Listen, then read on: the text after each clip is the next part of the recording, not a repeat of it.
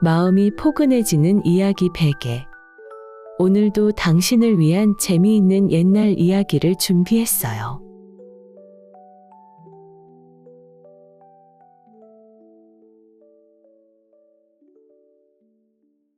안녕하세요. 이야기 베개예요. 초복이 되니 여름이 한창이라는 것이 실감이 되네요. 더운 날씨에 입만 잃기 쉬운 계절인데 건강 잘 챙기시고 오늘도 편안한 마음으로 이야기 함께 하시길 바랄게요. 시작하기 전 네이버 TV에 이전 이야기들을 다 올려두었답니다. 아직 초창기라 중간 광고는 물론이지만 시작 광고도 없는 상황이에요. 구독만 하시면 100편이 넘는 이야기를 끊김없이 들을 수 있으니 많은 구독과 사랑 부탁드립니다. 이야기 베개 메뉴 링크를 누르시거나 더보기의 하단 파란색 링크를 누르시면 바로 이동 가능합니다. 자, 이제 오늘의 이야기 지금 시작합니다. 칠순이 다 된 이생원이 갑자기 관아 안으로 뛰어들자 놀란 포졸들이 앞을 막아서며 말했어요. 아니, 어르신, 뉘신대일이 함부로 관아에 뛰어들어 오시는 것입니까? 이러시면 안 됩니다. 어서 나가십시오. 이거 놓아라. 평양감사 장욱이 당장 나오라고 해라. 내가 그놈을 지금 당장 만나야겠다. 네? 평양감사나리를요?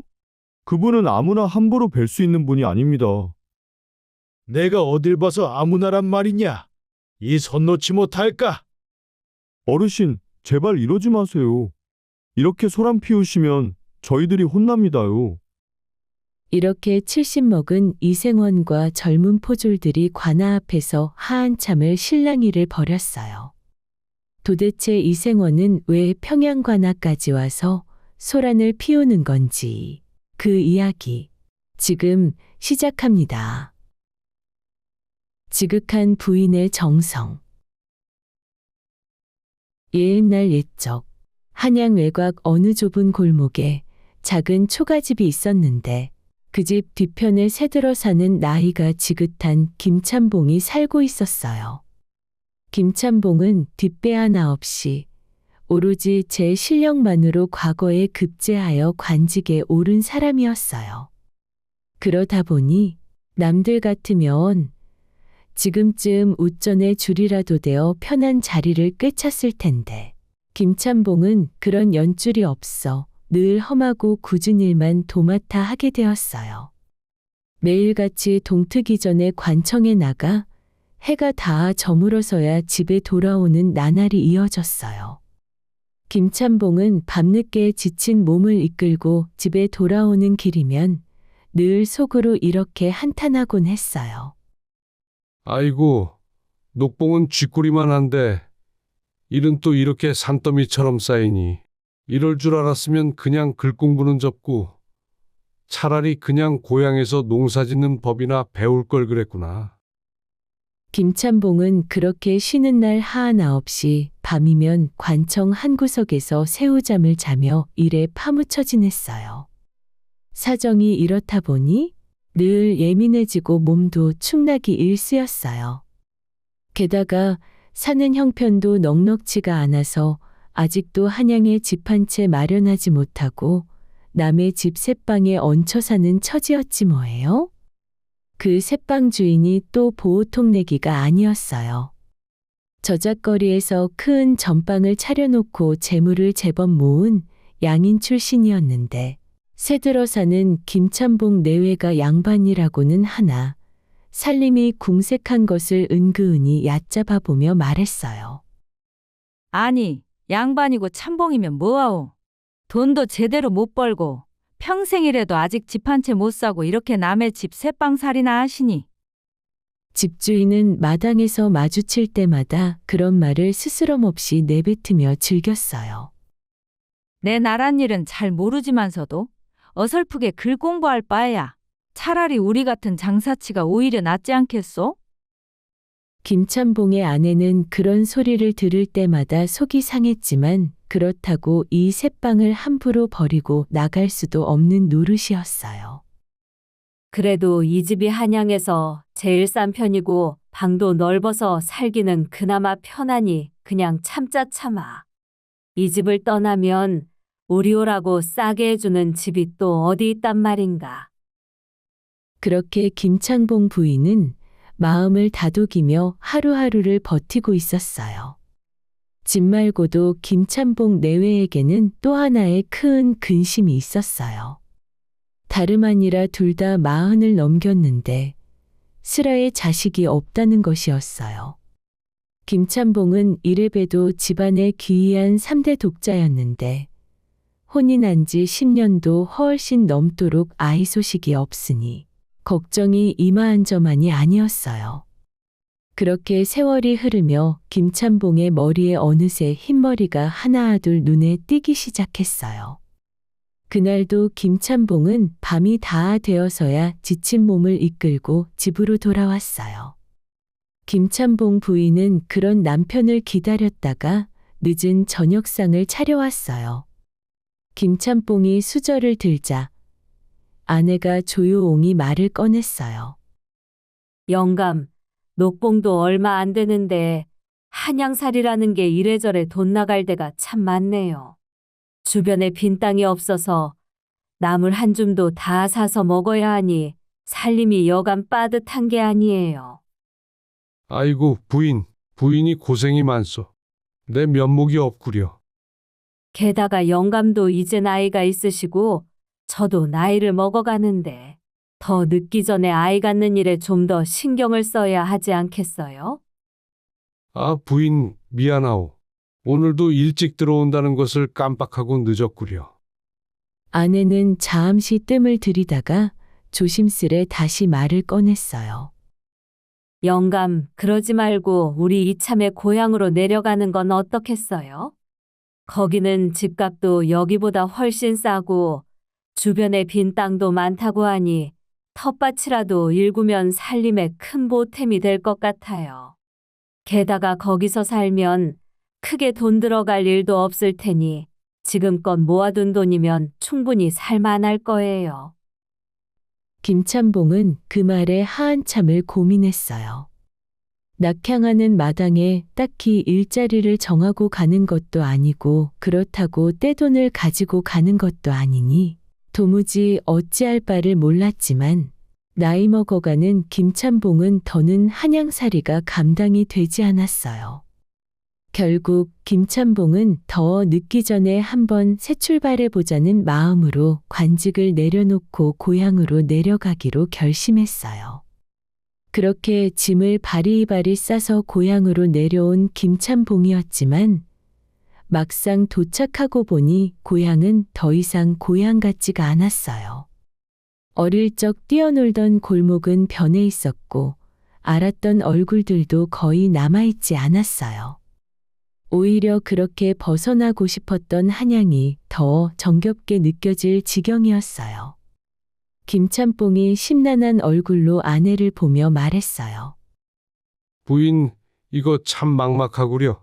고향이라고 왔는데 아는 얼굴도 몇 없고 어디에 털을 잡아야 할지도 모르겠소. 그러게요. 그래도 여기까지 왔으니 어떻게든 자리를 잡아봐야지요. 두 사람이 그렇게 마을어귀에 짐을 내려놓고 막막한 얼굴로 서 있는데 때마침 지나가던 사내 하나가 김창봉을 알아보고 반갑게 말했어요. 아니, 이게 누군가? 자네 김창봉 아닌가? 아이구야, 자네는 이생원 아닌가? 이거 참 오랜만일세. 자네는 계속 이 동네에서 살고 있었던 것인가? 그렇다네. 나야 이 고을에서 나고 자라서 우리 아버지가 사시던 집을 그대로 물려받아 쭉 여기서 살았다네.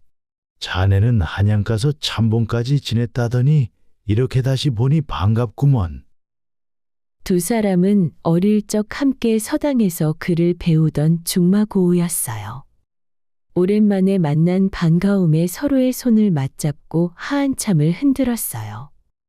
김창봉은 문득 이생원의 얼굴을 차한찬히 살펴보았어요.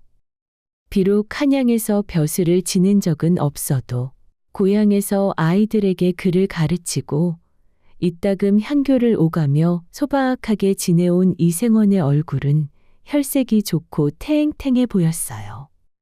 반면 자신은 참봉이라는 벼슬을 지냈다고는 하나 그동안 한양살이에 시달린 탓인지 오히려 더 초라하고 야위어 보였어요. 참으로 알 수 없는 일이구나. 벼슬이 다 무엇이라고. 나보다 이생원 얼굴이 더 훨씬 편안하고 건강해 보이는구나. 김참봉이 그런 생각에 잠겨 있는데 이생원이 진보따리를 보며 물었어요. 헌데 이 짐은 다 무엇인가? 자네 아이의 고향으로 내려온 것인가? 그렇다네. 한양살이가 도무지 감당이 안 되어서 이참에 고향으로 완전히 내려왔네. 그런데 막상 와보니 어디에 터를 잡아야 할지도 모르겠고 고향이 영 낯설게만 느껴지는구먼. 그럴 만도 하지. 고향을 그리 오래 떠나 있었으니 그럴 수밖에. 그래, 어디 봐둔 집이라도 있는가? 아직 없네. 그러자 이생원이 말했어요. 아, 그런가? 마침 잘 됐네. 우리 집 바로 옆집 주인이 얼마 전에 집을 내놓았다네. 거기서 사는 건 어떤가? 한양 집값에 비하면 절반도 안 될 것이니 자네가 가진 돈이면 그 집을 사고도 돈이 좀 남을 것이네. 그게 정말인가? 이거 참 고맙네. 고맙긴 친구 좋다는 게 뭔가? 어서 가서 한번 둘러보세. 그렇게 김참봉은 운 좋게도 한양 새빵에 비하면 그야말로 대궐 같은 초가집을 마련하게 되었어요. 마당도 넓어서 텃밭을 일굴 수 있었고 그 텃밭에 상추며 갖가지 푸성귀를 심어 푸지게 가꾸며 먹고 살게 되었어요. 그렇게 몇 달이 지나자 예민해 보였던 김참봉 부부의 얼굴에 웃음이 환하게 번지게 되었고 놀랍게도 기적처럼 느지막이 아들 하나를 얻게 되었지 뭐예요? 그 아이의 이름은 장욱이었어요. 바로 옆에 살던 이생원은 아이의 우렁찬 울음소리를 듣고 한 걸음에 달려와 축하 인사를 건넸어요. 이복의 김참봉, 이런 경사가 어디 있는가? 늦은 나이에 이리 귀한 아들을 얻었으니 이건 필시 자네가 그동안 마음고생한 것을 하늘이 다 알고 계셨던 게야. 다 이생원 자네 덕일세. 자네가 이 집을 소개해주지 않았더라면 우리 부부가 어찌 이런 복을 누렸겠는가? 아이고, 무슨 소리. 다 자네 부부의 복이지. 아무튼 간에 참으로 잘 되었네. 나는 아무리 노력해도 딸만 셋 낳고 아들은 없었는데 그래도 자네는 팔자에 아들이 있나 보네. 축하하네. 두 사람은 그렇게 마주 앉아 오래도록 덕담을 나누며 늦은 밤까지 웃음소리가 끊이지 않았어요. 고향에 낙향한 김참봉은 크게 재물을 모으지는 못했지만 그래도 간가하니 마을 아이들에게 글을 가르치고 책을 필사하는 일이나 글쟁이 일을 하며 소소하게 돈을 벌었어요. 그렇게 몇 해가 흐르는 동안 아들 장욱이도 무럭무럭 자라났어요. 그런데 김참봉 부부는 밤마다 잠자리에 누우면 늘 같은 걱정에 마음이 무거워졌어요. 영감, 우리도 이제 나이가 나이인지라 몸이 예전 같지가 않네요. 장욱이 장가가는 모습을 우리가 볼 수 있을는지 모르겠네요. 그러게 말이오 부인. 나도 요새 부적 기운이 예전만 못한 것을 느끼오. 혹여 우리가 아들 장가도 못 보내고 눈을 감으면 어찌하나 싶어 걱정이 이만저만이 아니오. 그렇다고 마냥 손 놓고 있을 수만은 없지 않겠어요? 장욱이가 아직 어리긴 하지만 이럴 바에야 차라리 좀 일찍 혼사를 서두르는 게 낫지 않을까요? 나도 요 며칠 그 생각을 하고 있었소. 우리 눈으로 며느리도 보고 손주 재롱도 좀 볼 수 있으면 여한이 없겠소. 그렇게 두 사람은 밤새 이야기를 나눈 끝에 아들을 서둘러 혼인시키기로 뜻을 모았어요. 그리하여 장우기가 마흔 15살이 되던 해 김참봉 내외는 서둘러 혼처를 구했어요. 건넌 마을에 원래 고촌이라는 곳에서 살다가 그 마을로 옮겨온 가난한 양반집 딸이었는데 나이는 장우기보다 3살이 많은 18살이었어요. 그렇게 두 집안은 사주단자를 주고받고 간간히 혼례를 치르고 빨리 며느리를 맞아들이게 되었어요. 동네 사람들은 신부가 원래 고촌 출신이라 하여 그저 편하게 고촌댁이라 불렀어요. 고촌댁은 시집 온 뒤로 참으로 고생이 많았어요. 시부모님은 두 분 다 자신들이 언제 세상을 뜰지 모른다는 조바심에 하루라도 빨리 며느리에게 이것저것 살림살이를 가르치려고 마음이 늘 급했어요. 그러다 보니 사소한 일에도 며느리를 나무라는 일이 잦아졌어요. 그 모습을 바로 옆집 사는 이생원의 마음이 참 안타까웠어요. 내 딸들도 시집가서 저리 고생하며 눈물바람으로 사는 건 아니겠지. 정말 남의 딸이지만 너무 속상하고 가슴 아프구나. 이생원은 그렇게 남몰래 장독대에서 울고 있는 고촌댁에게 가서 곶감 하나를 건네며 말했어요. 이보시게 세댁, 시집와서 고생이 많지? 힘든 일 있으면 말하시게. 내 이래봬도 자네 시아버지와 중마고 오이니 힘들게 하면 나에게 말하시게. 내가 혼내주겠네. 생원 어르신, 마음만으로 감사해요. 제가 아직 부족해서 가르쳐 주시려고 그러시는 거겠죠. 세댁이 그리 마음 쓰는 것만으로도 효부네. 그렇게 고촌댁이 남몰래 울 때마다 이생원이 친정아버지같이 고촌댁을 챙겨주어서 고촌댁은 그래도 고단한 시집살이의 위로를 간가하니 받았어요. 어느 날 아침 고촌댁은 서둘러 아침밥을 지으려고 노란 바가지에 보리쌀을 퍼담고 이것저것 나물거리할 푸성귀까지 챙겨서 바로 옆 냇가로 갔어요. 부지런히 푸성귀를 씻고 이어서 보리쌀을 씻으려는데 그 바가지 밑바닥에 자그마한 구멍이 나 있었던 게 아니겠어요? 급한 마음에 고촌댁은 미처 살피지 못한 채 냇물에 보리쌀을 씻었는데 구멍으로 알갱이가 술술 빠져나가고 있었던 것을 전혀 몰랐던 거예요. 때마침 냇가로 나오시던 시어머니가 그 광경을 보고는 버럭 화를 냈어요. 아니, 이 귀한 보리쌀을 다 개울에 흘려보내서 물고기 밥을 주려고 그러는 것이냐? 네 시아버지가 이 늙은 나이에 이 보리쌀 벌려고 얼마나 애를 쓰시는지 알기나 하느냐? 고촌댁은 그제야 바가지 밑을 살펴보고 화들짝 놀라 얼굴이 새하얗게 질렸어요. 어머니, 죄송합니다. 바가지 밑에 구멍이 난 줄도 모르고 급한 마음에 그만. 구멍이 났으면 살펴보고 썼어야지.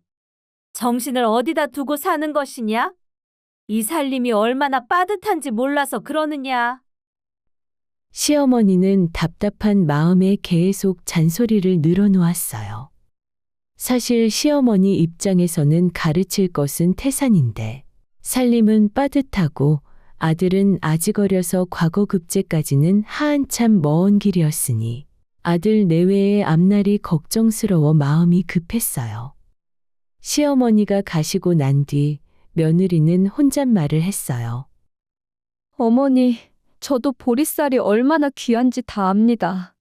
그저 일이 너무 많아서 그리 된 것뿐이에요. 다음엔 조심할 것이니 이제 그만 좀 하세요.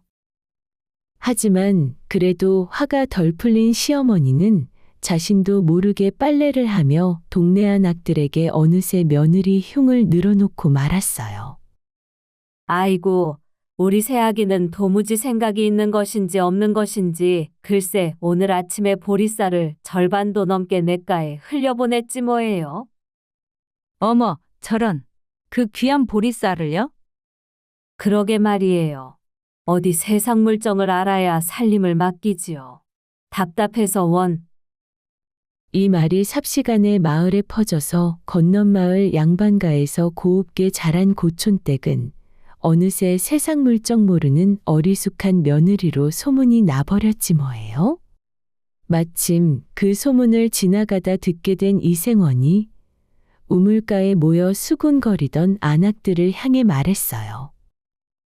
자네들 지금 뭐라고 하는 겐가? 남의 흉을 그리 함부로 보고 다니는 것이 아닐세. 아니, 어르신. 그냥 저희끼리 하는 이야기인데요. 이보게, 자네도 시집 온 지 얼마 안 됐을 때 밥 짓다가 그만 부엌에 불을 낼 뻔한 적이 있지 않은가? 내 그때 자네 집 불 끄느라 내 머리카락 절반이 그슬렸던 것을 벌써 잊었는가? 그 안악은 얼굴이 새빨개져서 아무 말도 하지 못했어요. 사람이 살다 보면 처음에 서투른 것이 당연한 일 아닌가? 다들 처음부터 살림을 척척 잘해서 시집 왔는가? 어찌 남의 집 흉만 그리 열심히 보고 다니는가? 죄송합니다, 어르신. 저희가 생각이 짧았습니다. 안악들은 고개를 푹 숙이며 뿔뿔이 흩어졌고 그날 이후로 마을에서는 더 이상 고촌댁을 흉보는 소리가 나오지 않게 되었어요. 이생원은 그 길로 고웃장 발걸음을 돌려 버신 김찬봉을 찾아갔어요. 마당에 들어서자마자 다짜고짜 이생원이 말했어요.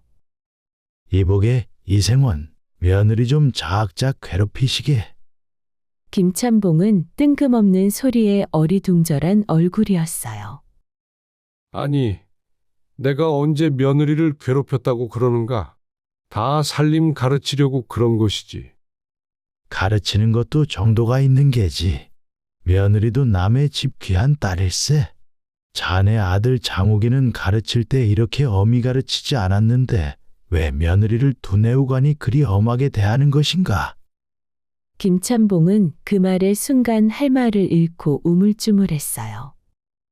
내 자네 마음 모르는 바 아니네. 하지만 며느리를 친정아버지처럼 보듬어 주시게나. 그렇게 말하고 이생원은 돌아갔어요. 그 말을 들은 시아버지 김찬봉은 좀 자신을 뒤돌아보며 머리를 극적이며 방으로 돌아갔어요. 그때 그 이야기를 몰래 엿들은 며느리 고촌댁은 옆집 사는 이생원 나리가 자신을 마치 딸처럼 챙겨주는 진심 어린 말에 그간 서러운 마음이 풀리는 듯 펑펑 소리 죽여 울었어요. 그렇게 마음이 조금 풀린 고촌댁은 틈틈이 밥이나 음식을 넉넉히 해서 딸셋을 시집 보내고 혼자 사는 이생원 집에 조옹종 가서 밑반찬을 챙겨주었어요. 그렇게 자연스레 두 어른을 모시고 사는 고촌댁은 살림 마치고 틈틈이 동네밭에 나가 품팔이까지 하며 하루하루를 늘 알차게 정신없이 보냈어요. 그렇게 고단한 하루가 끝나고 저녁 식사를 할 때면 시어머니는 늘 이렇게 말했어요. 아이고, 장우가 밥을 다 먹었구나. 좀 더 먹거라. 글 공부하려면 든든히 먹어야지. 어머니, 저 많이 먹어서 배불러요. 아니다, 든든히 먹어야 공부도 잘 되는 법이다. 어서 더 먹거라.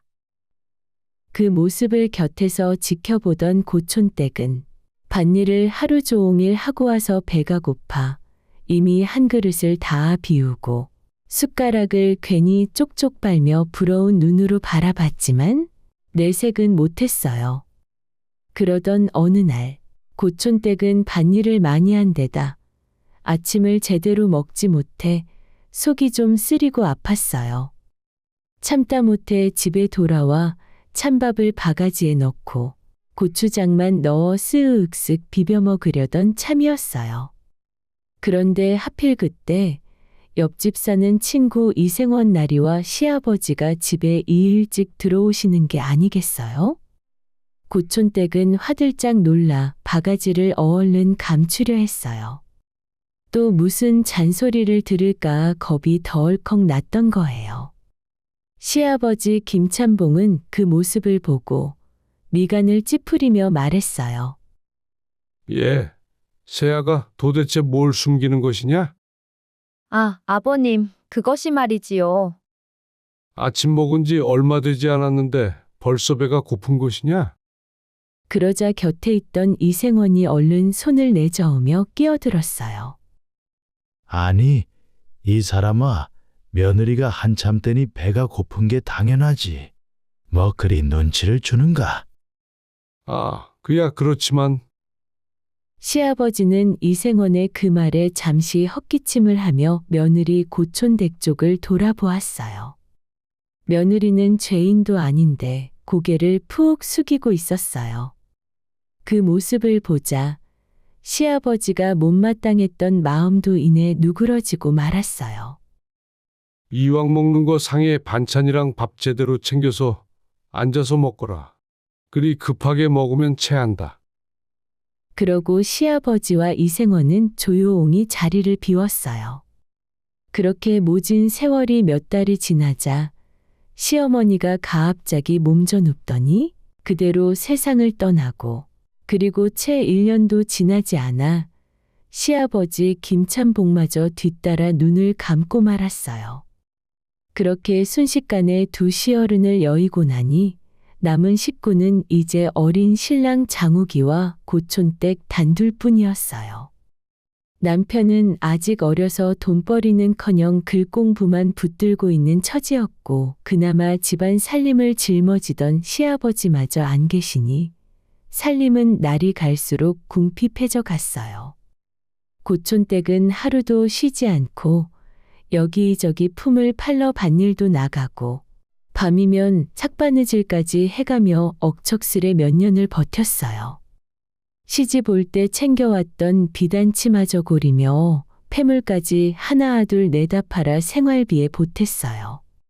하지만 그것도 얼마 가지 못해 바닥이 나고 말았어요. 고촌댁은 밤마다 근심에 잠겼어요. 이제 곧 서방님이 과거를 보러 가셔야 하는데 노잣돈이 한 푼도 없구나.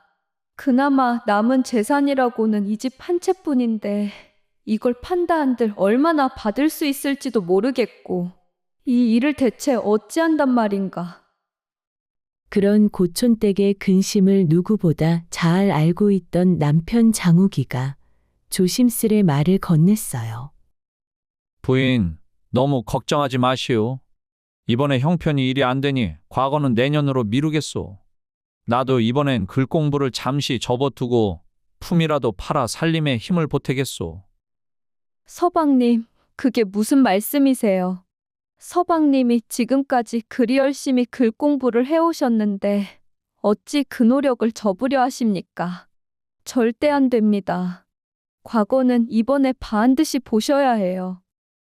하지만 부인, 지금 우리 형편에 노잣돈도 없는데 어찌 먼 길을 떠난단 말이오. 서방님, 지금 이 고비만 넘기면 됩니다. 고촌댁은 잠시 눈을 감고 무언가를 골똘히 생각하더니 이내 결연한 얼굴로 말했어요. 서방님, 정 안 되면 제가 머리카락이라도 잘라서 노잣돈을 만들겠어요. 그러니 이번엔 반드시 과거를 보러 가세요. 부인, 그게 무슨 말도 안 되는 소리요? 머리카락을 그리 함부로 자른단 말이오. 절대 안 돼요. 서방님, 머리카락은 시간이 지나면 다시 자랍니다. 지금 이 기회를 놓치면 언제 또 과거를 볼 수 있을지 모릅니다. 제 말 들으셔요. 장욱이는 몇 번이고 말렸지만 고촌댁의 마음은 조금도 흔들리지 않았어요. 다음 날 고촌댁은 저작거리로 나가 그 검고 윤기나던 긴 머리카락을 싹둑 잘라 상인에게 넘기고 돈 몇 냥을 받아왔어요. 돈을 손에 쥐고 집으로 돌아오는 길.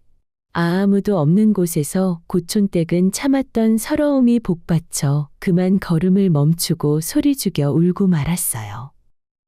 그래, 이렇게 하면 서방님이 반드시 과거에 급제하실 거야.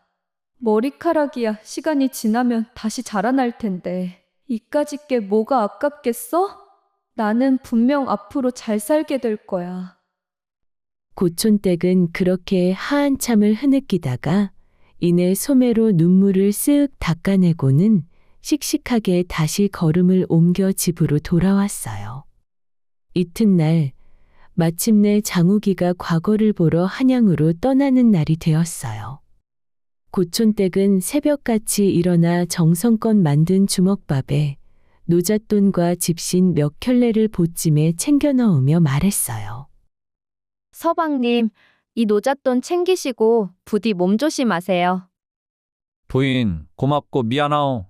내 반드시 급제해서 돌아오리다. 그때까지 부디 몸 성이 잘 계시오. 예, 서방님. 저는 걱정 마시고 편안하게 과거 보셔요. 저는 여기서 기도하며 기다릴게요. 장우기는 아내의 손을 꼭 한번 잡아주고는 보찜을 짊어지고 한양을 향해 길을 나섰어요. 고촌댁은 대문 앞에서 남편의 뒷모습이 완전히 사라질 때까지 오래도록 그 자리를 떠나지 못했어요. 남편을 그렇게 보내고 나서 고촌댁은 다시 궁핍한 일상으로 돌아갔어요. 고촌댁은 하루도 거르지 않고 이 집 저 집 품을 팔러 다니며 하루하루를 버텨냈어요. 한편 한양에 올라간 장우기는 아내가 넉넉히 마련해준 노잣돈 덕분에 대궐 바로 앞에 있는 주막에서 며칠 묵으며 과거를 준비하기로 했어요.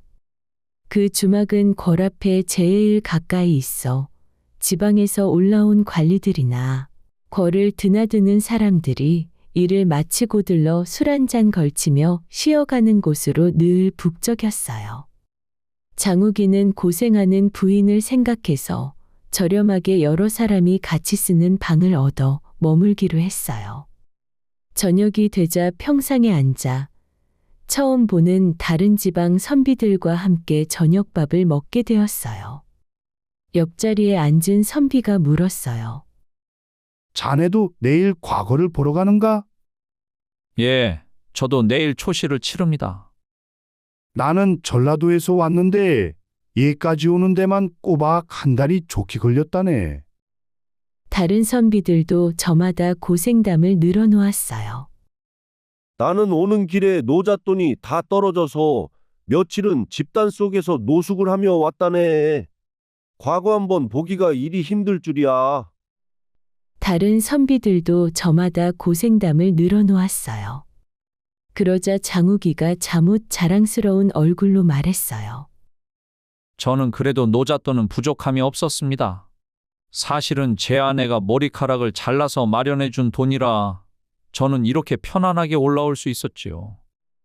그 말에 평상에 둘러앉아 있던 선비들이 하나같이 놀란 얼굴로 젓가락을 멈추었어요. 뭐라고? 부인이 머리카락을 잘랐단 말인가? 세상에 그렇게까지 지극한 정성을 받고 얘까지 온 것인가? 나는 그렇게까지 편히 오는 모진 지아비가 되고 싶지 않네. 암튼간에 대단한 부인을 두었구먼. 그 이야기는 그 자리에서 국밥을 먹던 선비들뿐만 아니라 다른 옆자리에서 퇴청길에 술 한잔하던 몇몇 관리들의 귀에까지 들어가고 말았어요. 관리들도 그 이야기를 듣고 저마다 놀란 얼굴로 수군거렸어요. 이보게, 방금 저 젊은 선비 이야기 들었는가? 부인이 머리카락을 잘라 노잣돈을 마련했다지 뭔가. 그거 참으로 부인의 정성이 대단하네. 그렇게 그 이야기는 입에서 입으로 퍼져나갔고 이튿날 궁궐 안에서까지 화제가 되었어요. 결국 그 소문은 삼정승 대감의 귀에까지 들어가게 되었어요. 그런 일이 있었단 말인가? 요즘 젊은 부인들이 그렇게까지 안 하는데 참으로 놀랍구먼. 그러게 말입니다. 그런 정성으로 뒷바라지를 받은 사내라면 필시 남편도 부인에게 잘했으니 부인이 기꺼이 머리를 잘랐을 거 아닙니까? 그날 국정을 논하는 자리가 끝나고 여담을 나누던 중 삼정승 대감들이 이 이야기를 임금님께 아뢰었어요. 임금님은 그 이야기를 듣고 몹시 놀란 얼굴로 말했어요. 그것이 참말인가? 여인이 제 머리카락을 잘라 지아비의 노잣돈을 마련해 주었다니 참으로 기특한 일이로다. 예, 전하. 소신도 듣고 감탄을 금치 못하였습니다. 그자의 됨됨이가 어떠한지 참으로 궁금하구나. 아내가 그리 지극한 마음으로 뒷바라지를 하는 사람이라면 필시 앞으로도 크게 될 인물일 것이다. 그자에 대해 은밀히 뒷조사를 좀 해보아라. 한편 그런 사정을 전혀 알지 못하는 장욱이는 이튿날 혼신의 힘을 다해 과거 시험에 임했어요. 처음 치르는 큰 시험이라 문제를 마주하니 머릿속이 하얘졌지만 그래도 먼 한양까지 왔으니 빈 답안지를 낼 수는 없다는 마음에 일단 답안지를 빽빽하게 채워나갔어요. 다 쓰고 나서 장욱이는 속으로 생각했어요. 에라 모르겠다. 될 대로 되라지. 처음 치르는 과거에서 어찌 잘할 수 있겠단 말인가. 어차피 모르는 문제를 붙들고 있어 봐야 답이 나올 리도 없으니 그냥 시원하게 제출이나 하자. 부인 고촌댁에 머리카락 값을 못해서 좀 미안하지만 그렇다고 모르는 문제를 어떻게 쓰겠어요? 그래서 일단 하는 데까지만 최선을 다하고 장욱이는 홀가분한 마음으로 답안지를 제출하고 나왔어요. 그 무렵 궁궐안에서는 장욱이에 대한 뒷조사를 마치고 장욱이의 답안지를 따로 빼내어 삼정승과 임금님이 함께 살펴보고 있었어요.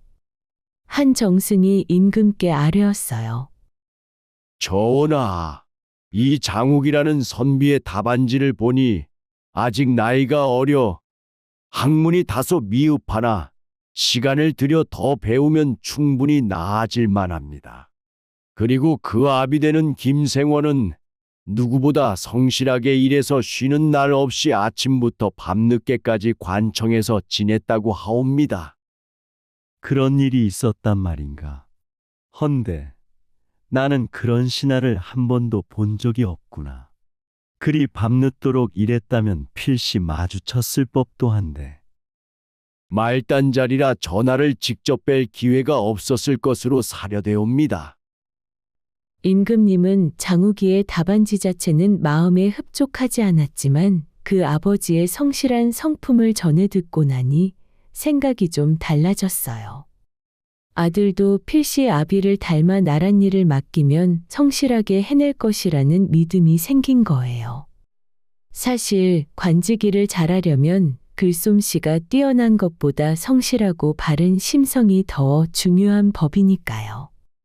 그런 됨됨이는 가르친다고 되는 것이 아니라서 그런 성실한 인재를 놓치면 나라에 큰 손실이라 생각했어요.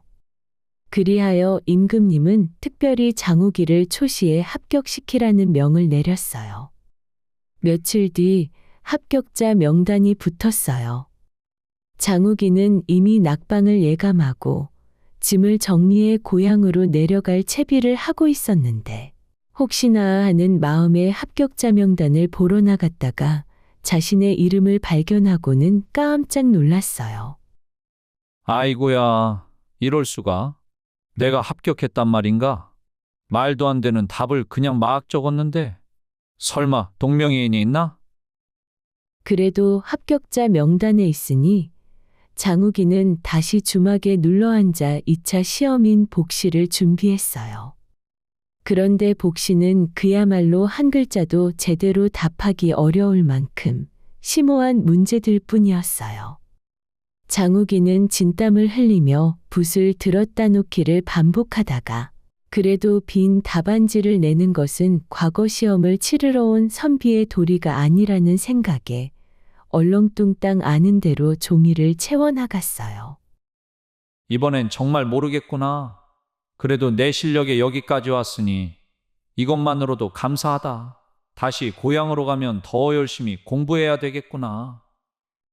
그렇게 포기한 심정으로 답안지를 제출했는데 놀랍게도 또다시 급제했지 뭐예요? 장욱이는 얼떨떨한 얼굴로 과거 급제 문서인 홍패를 받아들고 당당한 걸음으로 고향집에 돌아왔어요. 고촌댁은 그 홍패를 보자마자 눈물을 글썽이며 남편을 와라 끌어안았어요. 서방님, 정말 장하십니다. 제가 이 날을 얼마나 기다렸는지 몰라요. 다 부인 덕이오. 부인이 그리 정성을 다해 뒷바라지에 주지 않았더라면 나는 결코 이 자리에 서지 못했을 것이오. 두 사람은 그날 밤 형편이 닿는 대로 소소하게 작은 잔치를 벌이며 합격의 기쁨을 나누었어요.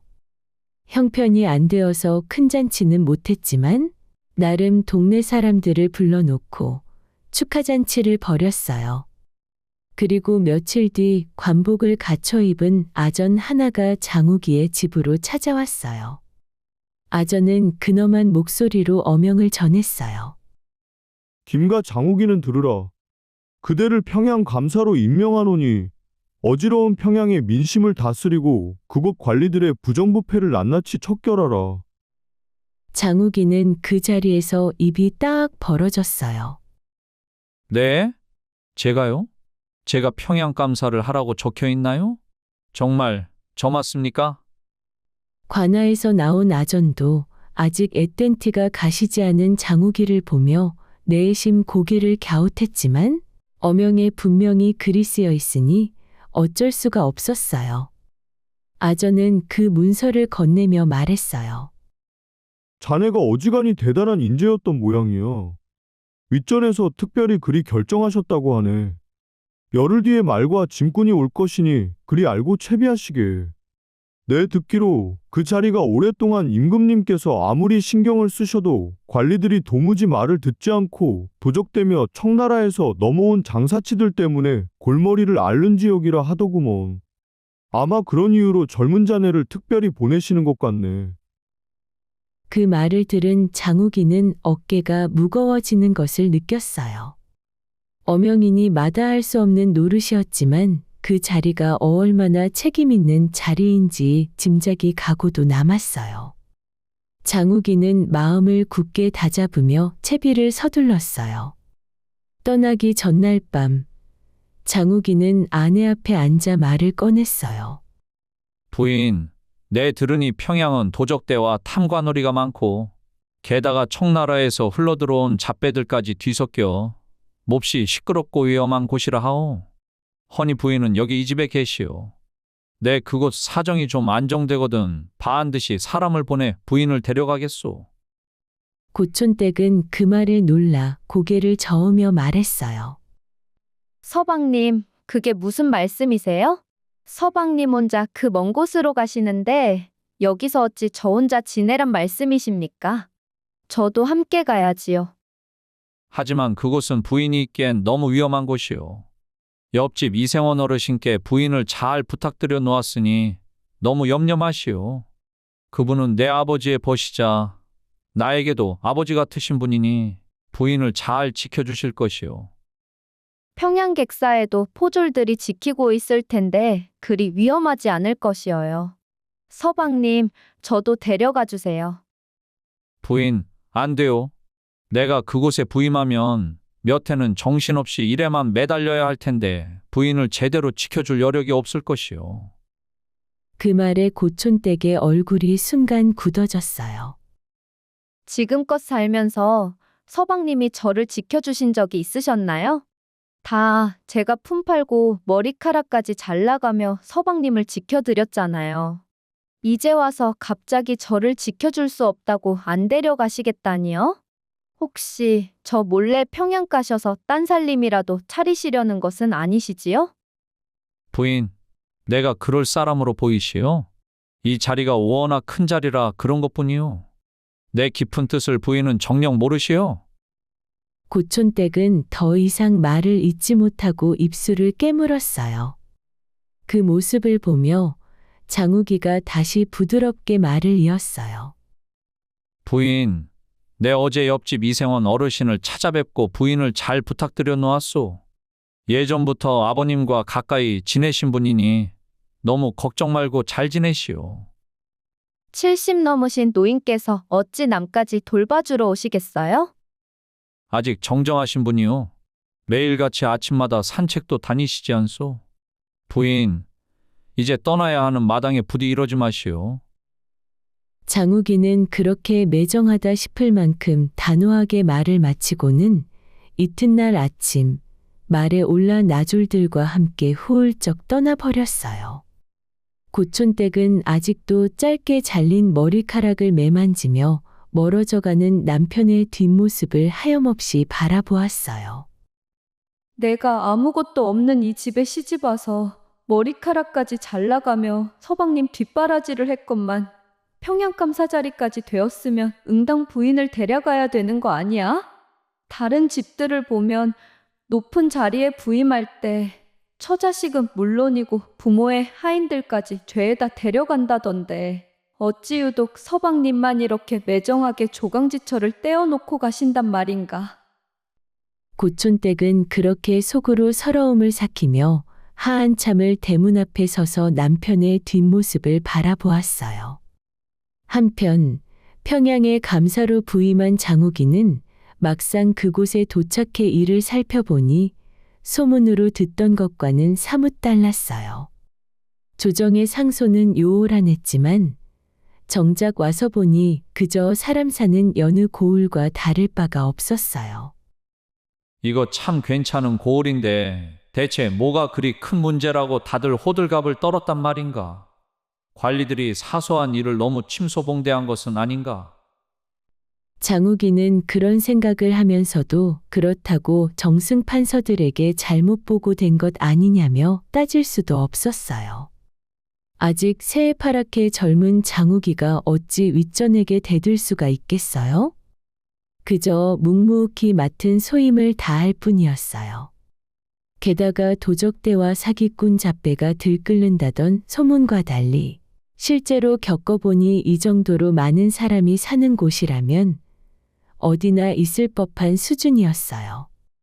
오히려 평양은 큰 거래가 오가는 고을답게 규칙과 체계가 엄격하게 갖추어져 있어서 장욱이가 원래 살던 작은 고을보다 훨씬 질서정연했어요. 장욱이는 관아에 앉아 문서를 살피며 혼잣말을 했어요. 역시 평양은 이름에 걸맞게 뭔가 체계적인데? 사람이 많아서 사건이 많았던 거지. 이 정도 일은 있어야 사람 사는 고을 아닌가? 더욱이 평양 관아 사람들은 장욱이가 어리다고 얕잡아 보기는커녕 오히려 차분하고 정중하게 업무를 보고했어요. 이따금 젊은 감사가 혼자 관아에서 일만 하고 있으니 타향에서 외로울까봐 술자리에도 곧잘 불러주었고 기방에도 데려가 평양감사에 걸맞은 극지인한 대접을 해주었어요. 한편 고향에 홀로 남은 고촌댁은 그날그날 품을 팔며 하루하루를 버텨냈어요. 밭일을 하러 나갈 때면 함께 일하는 안악들이 이따금 한마디씩 던지곤 했어요. 아니, 자네는 남편한테 머리카락까지 잘라가며 그리 뒷바라지를 했다면서 어찌 평양 감사 부임하는데 그 좋은 관사에 자네만 쏙 빼놓고 갔단 말인가? 그러게 말일세. 아주 남편이 남의 편이라더니 딱 그 짝일세. 그 좋은 자리로 갈 때는 다들 처자식 다 데려가는데 왜 유독 자네만 여기 이러고 있게 하는 거야? 혹시 거기 가서 평양미인 각시랑 딴 살림 차린 게 아닌가 몰라. 그런 말을 들을 때마다 고촌댁은 아무 대꾸도 하지 못하고 그저 고개만 숙일 뿐이었어요. 그날도 밭일을 마치고 집에 돌아와서는 참았던 서러움이 복받쳐 이불을 뒤집어 쓰고 울었어요. 그런데 그 울음소리가 담장 너머까지 새어나갔던지 옆집에 사는 이생원이 그 소리를 듣고 조심스레 찾아왔어요. 이복에 고촌댁 안에 있는가? 무슨 일로 이리 서럽게 우는 것인가? 고촌댁은 문을 열고 눈물 범벅이 된 얼굴로 이생원을 맞았어요.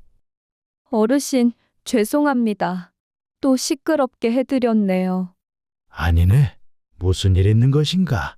어찌 그리 서럽게 우는 것인가? 고촌댁은 결국 참았던 속내를 털어놓았어요. 어르신, 제가 서방님을 위해 머리카락까지 잘라가며 뒷바라지를 했는데 정작 평양감사가 되어 부임하면서는 저를 여기 이렇게 홀로 두고 가셨어요. 동네 사람들도 다들 제 서방님이 저를 버리고 간 거라며 수군거리니 제가 어찌할지 모르겠어요. 사실 이생원에게도 딸이 셋이나 있었으니 딸버린 고촌댁의 그 마음이 남일 같지 않게 느껴졌어요. 그렇게 며칠이 지났어요. 고촌댁은 아무리 생각해도 이대로 있을 수만은 없다는 결론에 이르렀어요. 결국 짐을 꾸려 길을 떠나기 전 옆집 이생원의 집으로 찾아가 말했어요. 어르신, 저 안 되겠어요. 평양이 그리 사람 살 곳이 못 되는 험한 곳인지 서방님 말씀을 도무지 믿기가 어렵습니다. 혹시 딴살림이라도 차리신 것은 아닌지 제가 직접 가서 확인해 보고 오겠습니다. 아니, 여인의 몸으로 어찌 그리 먼 곳을 혼자 간단 말이냐. 위험하네. 그냥 여기서 좀 더 기다려보는 것이 어떻겠느냐. 어르신, 죄송하지만 이번엔 제 뜻대로 하겠습니다. 눈으로 직접 확인하지 않고는 이 답답한 속이 풀리지 않을 것 같습니다. 이생원이 몇 번을 더 말렸지만 고촌댁의 결심은 조금도 흔들리지 않았어요. 결국 고촌댁은 짐을 꾸려 평양으로 향하는 먼 길을 홀로 나섰어요.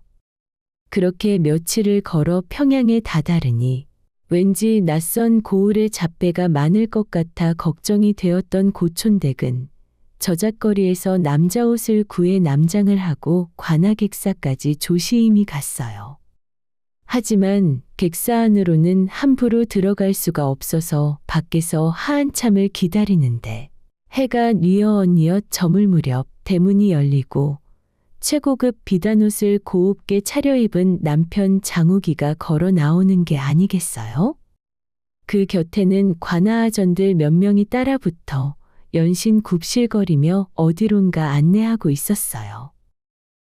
나리, 오늘도 저희가 좋은 자리를 마련해 두었습니다. 어서 가시지요. 허허, 매번 이리 신경을 써주니 고맙구먼. 고촌댁은 어둠 속에서 남편의 뒤를 살금살금 밟아갔어요. 그런데 그들이 향한 곳은 다름 아닌 평양에서 제일 가는 기생집, 명월관이었어요. 고촌댁은 그 앞에서 걸음을 멈춘 채 부들부들 떨었어요. 세상에, 내가 그리 고생하며 서방님을 뒷바라지했거늘? 서방이란 놈은 비단 옷을 입고 이런 곳에서 이리 호의호식했단 말이야.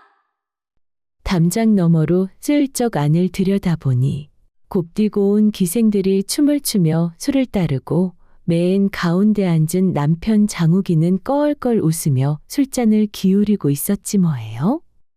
고촌댁은 더 이상 참지 못하고 뛰쳐나와 소리쳤어요. 아니, 이 인간이 여기서 이리 호의호식하며 살면서 고생한 조강지처는 내팽개친 것이냐? 그런데 그 순간 근처를 지키던 호위무사들이 우르르 달려들어 고촌댁을 잡아 밖으로 끌어내며 말했어요. 웬 놈이냐? 여기가 어디라고 함부로 뛰어드는 것이냐? 평양에서 제일 귀한 분이 오셨는데 어디 천한 것이 함부로 소란을 피우느냐? 무사들은 고촌댁을 그대로 명월관 밖으로 내동댕이 쳐버렸어요. 고촌댁이 다시 일어나 안으로 들어가려 하자 또다시 붙잡혀 이번엔 더 거칠게 바닥에 내팽개쳐졌어요. 다시 한번 얼씬거리면 이번엔 관아에 끌고 가서 곤장을 칠 것이니 그리 알아라. 고촌댁은 온몸이 흙투성이가 된 채로 더 이상 반항할 기력도 없이 결국 서럽게 울며 발길을 돌릴 수밖에 없었어요. 그렇게 고촌댁은 몇 날 며칠을 눈물을 흘리며 다시 고향으로 돌아왔어요. 힘들게 도착한 고촌댁은 방으로 들어가 더 서럽게 울었어요. 그 울음소리를 듣고 이생원은 고촌댁이 돌아온 것을 직감하고 서둘러 건너왔어요. 방문을 열어보니 고촌댁은 두 눈이 퉁퉁 부은 채로 흐느끼고 있었어요. 이보게 고촌댁 이게 대체 무슨 일인가? 평양에서 자네 남편 장욱이 안 만난 것인가? 남편을 만났으면 객사에서 지내려니 했는데 어찌 돌아온 것인가? 고촌댁은 흐느끼며 명월관에서 보았던 광경을 하나하나 들려주었어요. 비단옷을 고웁게 차려입고 기생집에서 웃음 짓던 남편의 모습, 무사들에게 붙잡혀 내동댕이 쳐진 그 억울함까지 하나도 빠짐없이 말했어요. 어르신, 제가 그리 고생해서 서방님을 급제시켰는데 서방님은 그곳에서 저리 잘 지내고 계셨습니다. 저는 이제 어찌해야 할지 모르겠습니다. 이야기를 다 듣고 난 이생원은 가슴이 무겁게 내려앉았어요. 비록 장우기가 자신의 친아들은 아니고 세상을 떠난 벗 김참봉의 아들이었지만 어쩐지 자기 자식이 큰 죄라도 지은 것처럼 마음이 무겁고 미안했어요. 내가 장욱이가 고촌댁을 돌봐달라 부탁했을 때 진작 거절하고 당장 부인 데려가라고 더 말렸어야 했다. 이 일을 대체 어찌해야 좋단 말인가? 한편 깨끗한 평양객사에서 지내는 평양감사 장우기는 요즘 따라 이따금씩 부인 고촌댁이 생각나 붓을 멈추곤 했어요. 부인은 지금쯤 뭘 하고 있을꼬? 내가 너무 매정하게 굴었나 보다. 혼자 그 먼 곳에서 얼마나 외롭고 서운했을까. 평양 감사일도 이제 익숙해져 가는데 조만간 사람을 보내서 데려올까?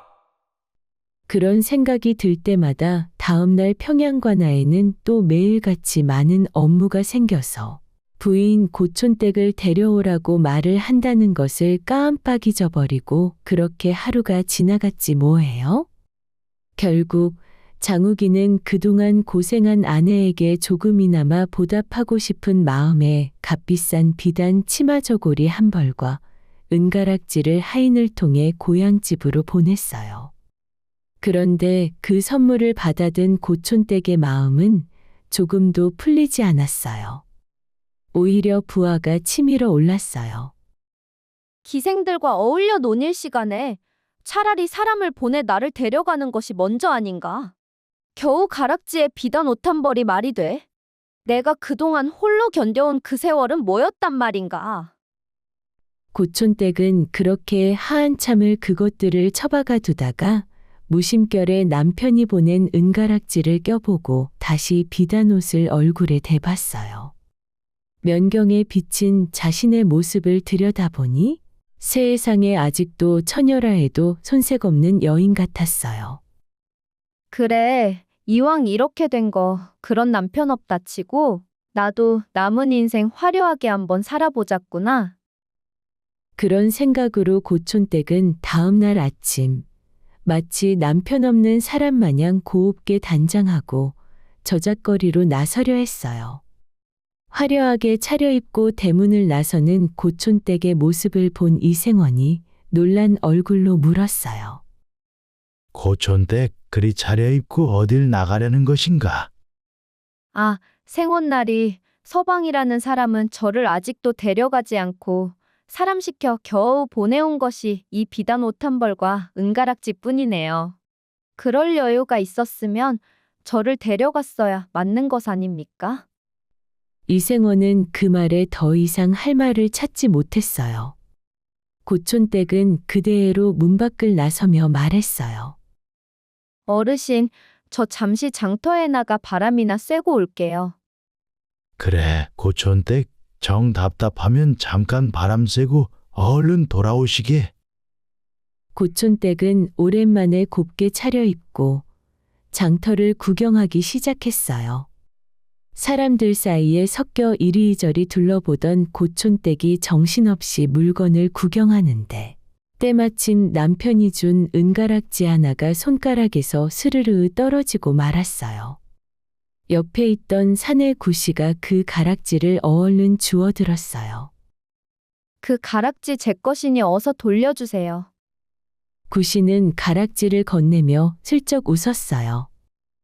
귀한 댁 아씨신가 봅니다. 헌데 가락지가 좀 큰 듯한데 손가락에 껴보고 사신 게 아닌가 봅니다. 아니면 혹시 남의 것을 몰래 끼신 겁니까? 어찌 이리 쉽게 빠지나요? 멀리 계신 제 남편이 선물로 보내준 것이라 손가락 치수를 맞춰보지 않고 그냥 보낸 것입니다. 아이구야, 일이 어여쁘고 젊으신 부인을 홀로 두고 남편분은 멀리서 일하시는군요. 혼자서 외로우시겠네요. 구 씨는 그 말을 하며 슬쩍 고촌댁의 얼굴을 살폈어요. 화려한 비단옷과 은가락지로 고웁게 치장했지만 그 눈빛 속에는 어딘가 깊은 외로움과 서러움이 배어 있는 것이 느껴졌어요. 이왕 일이 만난 것도 인연인데 저기 주막에서 국밥이나 한 그릇 하시겠습니까? 마침 저도 혼자 요기를 하려던 참이었습니다. 고촌댁은 잠시 머뭇거리다가 고개를 끄덕였어요. 두 사람은 국밥집에 앉아 이런저런 이야기를 나누었어요.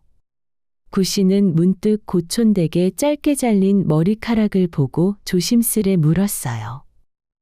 그런데 머리카락은 어쩌다 이리 짧으신지요? 고촌댁은 잠시 망설이다가 그동안 쌓인 이야기를 조금씩 풀어놓기 시작했어요. 남편의 노잣돈을 마련하려 머리카락을 잘랐던 일, 그렇게 애써 급제시켰더니 자신을 홀로 두고 떠난 일까지만 대충 이야기했어요. 더 자세히 말하면 정말 비참해서 눈물이 날 것 같았어요. 구 씨는 그 이야기를 다 듣고 나서 생각했어요. 이 여인이 참으로 딱하구나. 저리 곱게 꾸미고 다니는 것은 서러움을 잊으려는 몸부림이었던 게로군. 구 씨는 그런 마음이 들자 고촌댁에게 따뜻하게 대해주고 싶었어요. 예전에 자신의 어머니도 멀리 일나간 아버지를 오매불만 기다리며 눈물로 밤을 지새우는 것을 보며 자랐거든요. 해가 저물 무렵이 되자 구 씨는 고촌댁을 집 앞까지 바래다 주었어요. 오늘 참 즐거웠습니다. 다음 5일장에 혹시 나오시면 답답한 마음 저한테 풀어놓으세요. 제가 다 들어드릴게요. 감사합니다, 나리. 덕분에 마음이 좀 가벼워진 것 같습니다. 다음 장날에 뵐게요. 늦은 시각에 돌아온 고촌댁이 낯선 사내와 이야기를 나누고 그 사내가 돌아가는 뒷모습을 본 이생원은 궁금한 얼굴로 고촌댁에게 물었어요. 고촌댁 방금 그 사내는 누구인가? 아, 장터에서 우연히 만나 이런저런 이야기를 나눈 분이에요. 고촌댁은 대수롭지 않은 척 얼렁뚱땅 넘어갔어요. 이생원은 어딘가 석연치 않았지만 더 캐묻지는 않았어요. 그날 이후로 고촌댁은 다음 5일장을 손꼽아 기다리며 며칠 전부터 몸단장을 하고 비단옷을 고웁게 정리해 두었어요. 그리고 비단옷에 어울리는 꽃신까지 새로 맞춰 그은사하게 준비했어요. 그렇게 고촌댁은 5일장마다 구 씨를 만나며 오랜만에 새로운 삶의 즐거움을 찾아가고 있었어요. 시간이 흘러 어느덧 이생원의 벗이자 고촌댁의 시아버지인 김참봉의 기일이 내일 모레로 돌아왔어요. 그날도 5일장이 서는 날이라 고촌댁이 고웁게 차려입고 장터로 나서려 하자 이생원이 마당으로 나서며 조심스레 말을 건넸어요. 내일 모레면 자네 시아버지 기일인데 어딜 그리 나가는 겐가? 제사 준비를 해야 되지 않겠는가? 장에 가서 좀 사올 것이 있어서요. 아, 그러신가? 어서 다녀오시게. 예, 생혼날이. 그날도 고촌댁은 제사는 신경도 쓰지 않은 채 구 씨와 만나 장에서 한나절을 즐겁게 보내고 돌아왔어요. 이번에도 집 앞까지 배웅해준 구 씨에게 고촌댁이 말했어요. 잠시 안에 들어가셔서 차라도 한잔하고 가시겠어요? 매번 이리 바래다 주시는데 제가 그동안 물 한 잔도 대접한 적이 없었네요. 그런데 옆집 사는 이생원이 마침 우연히 고촌댁과 낯선 사내가 나란히 방 안으로 들어가는 것을 보고 화들짝 놀랐어요. 이생원은 다급한 마음에 마루 밑으로 엎드려 기어들어가 숨을 죽인 채 안방에서 흘러나오는 이야기를 엿듣기 시작했어요. 혹시라도 장욱이 내외가 여억령 남남이 되는 것만은 무슨 수를 써서라도 막아야겠다는 마음이 들었어요. 방 안에서는 심상치 않은 이야기가 오가고 있었어요. 구씨가 말했어요. 고촌댁, 이렇게 오지도 않는 서방 기다리며 사느니 차라리 이 집 팔고 저와 함께 제 고향으로 내려가서 새로 살림을 차리시는 것이 어떻습니까? 고촌댁은 그 제안에 선뜻 싫다는 말이 나오지 않았어요. 갑자기 그런 말씀을 하시니 저도 조금 생각할 시간이 필요하네요. 며칠만 시간을 주세요. 마루 밑에서 그 말을 듣던 이생원은 깜짝 놀랐어요. 이대로 두었다가는 정말 큰일이 나겠구나. 내 어떻게든 이것만은 막아야겠다. 이생원은 그 길로 자리를 박차고 일어나 고옷장 관하로 달려갔어요. 그곳에는 오래전부터 친하게 지내온 벗이자 사또를 맡고 있는 박가가 있었어요. 이생원은 관아문 앞에서 포졸에게 말했어요. 이보시게, 지금 당장 사또에게 이 고을 사는 사또의 옛 친구 이생원이 찾아왔다고 전해주시게. 사또께서 아직 주무시지 않으셨다면 나라에서 하사받으신 천리마를 잠시 빌리고 싶다고 전해주시게. 포졸이 안으로 들어가 그대로 아뢰었어요. 사또나리, 이 고을 사시는 사또나리 버신 이생원 어르신께서 천리마를 잠시 빌려달라 청하십니다. 사또는 그 말을 듣자마자 조금도 망설이지 않고 답했어요. 아니, 이 아심한 시각에 도대체 무슨 심각한 일이 있는 게로구나. 알겠다. 그러라 하여라. 어서 말을 내어 드려라. 이생원은 그렇게 천리마를 얻어 타고 곧장 평양을 향해 밤길을 내달렸어요. 남들 눈에는 칠순 노인으로 보였지만 평소 고향에서 마음 편히 지내며 꾸준히 산책하고 몸을 움직여온 덕분에 이생원의 속은 아직도 젊은이 못지않게 팔팔했어요. 도미틀 무렵 이생원은 잠시 말을 세우고 숨을 돌렸어요. 이제 반나절만 더 가면 평양에 닿겠구나. 내 어서 술을 써야지. 장욱이라는 놈은 저를 나한테 맡겨놓고 대체 그곳에서 무슨 대단한 일을 하고 있는지 내 두 눈으로 직접 확인해 봐야겠다. 이생원은 다시 고삐를 쥐고 힘차게 말을 몰았어요. 그렇게 하루를 꼬박 달려 평양객사에 도착하자마자 이생원은 곧장 장욱이를 만나겠다며 관아 안으로 뛰어들었어요. 놀란 포졸들이 앞을 막아서며 소리쳤어요. 아니, 어르신, 니신데 이리 함부로 관아에 뛰어드시는 것입니까? 이러시면 안 됩니다. 이거 놓아라. 내 평양감사 장욱이라는 놈을 지금 당장 만나야겠다. 네, 감사나리를요? 그분은 아무나 함부로 뵐 수 있는 분이 아닙니다. 내가 어딜 봐서 아무나란 말이냐? 이 손 놓지 못할까? 이생원과 포졸들이 그렇게 한참을 실랑이를 벌이는데 그 소란에 마침 관아 안에 있던 장욱이가 문을 열고 나오며 물었어요. 대체 무슨 일이기에 이리 소란스러운 것이냐? 그 목소리를 듣자 이생원이 손을 번쩍 들며 소리쳤어요. 이복의 장욱이 나일세, 이생원일세. 생원날이? 어떻게 예까지 오셨습니까? 포졸들이 그제야 화들짝 놀라 손을 놓고 뒤로 물러섰어요. 장욱이는 서둘러 이생원을 안으로 모셨고 이생원은 자리에 앉자마자 대뜸 호통을 치기 시작했어요. 당장 자네 부인을 데려가시게. 몸이 멀어지면 마음도 멀어지는 법이거늘. 자네 혼자 이 좋은 평양객사에서 호의호식하면서 조강지처는 그 촌구석에 홀로 두고 있단 말이냐. 자네가 이리 비단 옷 입으며 따뜻한 객사에 있는 동안 자네 부인은 돈 한 푼 없이 품을 팔며 살아가고 있는데 자네가 그러고도 고촌댁의 지압이라 할 수 있는가? 장욱이는 아버지 같은 이생원의 불호령에 아무 말도 하지 못하고 고개만 숙였어요. 생원날이 제가 잘못했습니다. 처음 부임할 때는 그저 위험한 곳이라 여겨 부인을 두고 온 것뿐인데 와서 보니 일이 많다 보니 제가 부인 생각을 소홀히 했습니다. 핑계 대지 마시게.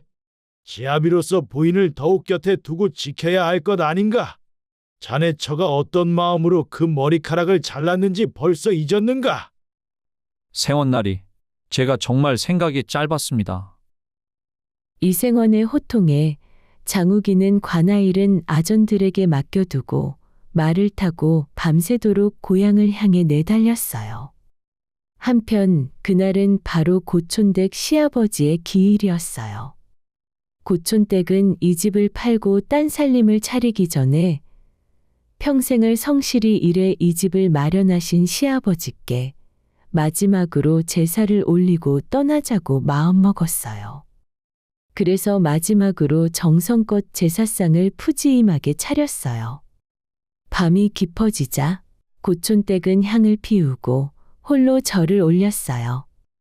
그리고 제사상 앞에 앉아 나지익이 말했어요. 아버님, 그간 평생을 열심히 일하셔서 이 집 한 채를 마련하셨고 저와 서방님 잘 살게 하려고 저를 호되게 가르치셨지요. 그러면서도 종종 저를 살뜰히 챙겨주시기도 하셨고요. 하지만 아버님의 아들은 저를 이렇게 버려두고 혼자 평양에서 호의호식하네요.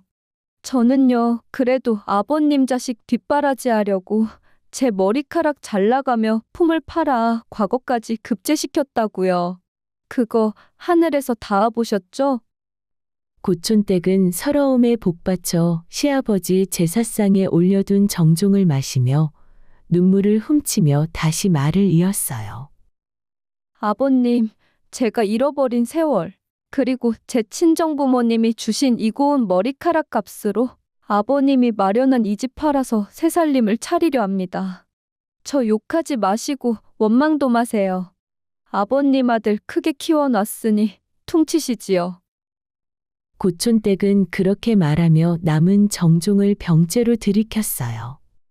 바로 그때 방문이 버얼컥 열리며 평양 감사복을 입은 남편 장욱이가 들어왔어요. 부인, 나왔소. 그동안 홀로 이 집을 지키느라 참으로 고생이 많았소. 고촌댁은 놀라 눈이 휘둥그레졌어요. 서방님? 이 밤에 어찌 여기까지 오신 겁니까? 생원나리께서 직접 평양까지 오셔서 나를 호되게 꾸짖으셨소. 부인을 이리 오래 외롭게 해서 미안하오. 이제라도 부인을 데려가려 하니 부디 나를 용서해 주시오. 고촌댁은 그 말에 눈물이 왈칵 쏟아졌어요. 지난 2년의 서러움과 지금 이 순간의 안도감이 뒤섞여 눈물이 하염없이 흘러내렸어요. 장욱이는 그런 아내의 손을 꼭 잡아주었어요. 그날 밤 장욱이는 감사복을 입은 채로 아버지 제사상 앞에 정성껏 절을 올렸어요. 아버지, 소자가 부인 덕에 평양감사가 되었습니다. 이제부터는 지아비로서 제 아내와 함께 잘 살아가겠으니 부디 지켜봐 주십시오. 이튿날 장욱이는 아내와 함께 짐을 꾸려 평양으로 떠날 채비를 했어요. 그 모습을 옆집에서 흐뭇하게 지켜보던 이생원에게 고촌댁이 다가가 고개를 숙이며 말했어요. 생원날이 덕분에 제가 이제 서방님과 함께 평양으로 가게 되었습니다. 정말 감사합니다. 이 은혜를 어찌 갚아야 할지 모르겠어요. 에휴, 은혜는 무슨.